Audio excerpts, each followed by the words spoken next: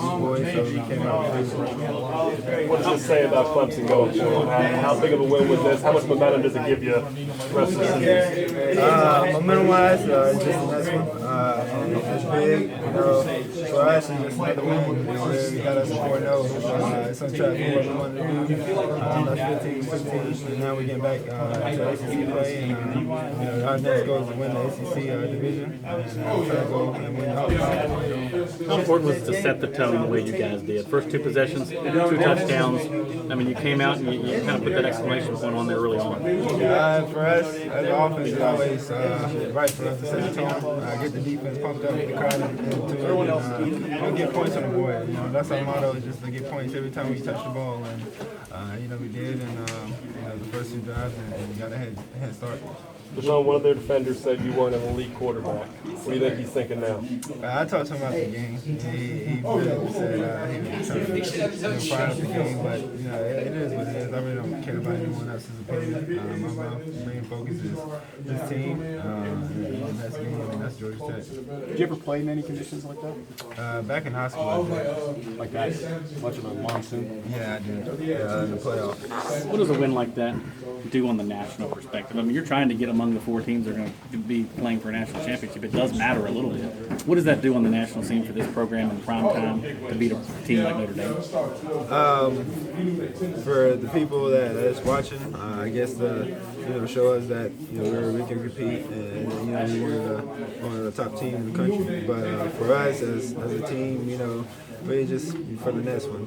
Our main focus is winning the next game, and everything else is going to take care of itself. We don't really focus on the rankings and what people say about us. We have a Zoom focus on the next game, and that's going to be Georgia Tech now. You guys scored in the first 2 drives and then the first drive of the second half. Beyond that, a lot of struggles. What exactly did they do to win?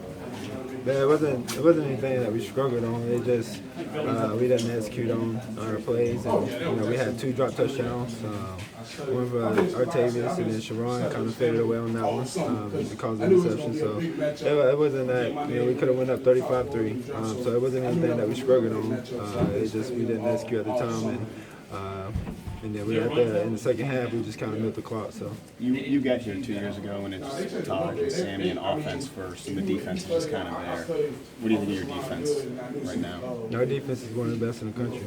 I think it's the best in the country.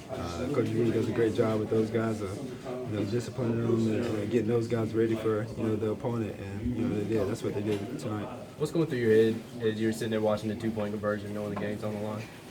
Just really get a stop. This is what moments we dream about, and I knew the defense was going to come up in the clutch because they always do.